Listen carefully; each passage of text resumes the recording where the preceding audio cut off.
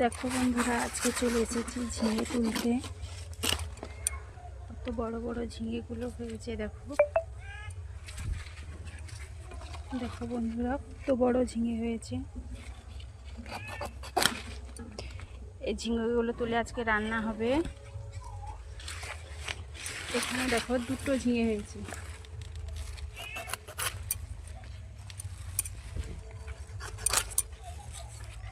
এগুলো তুলে নিচ্ছি।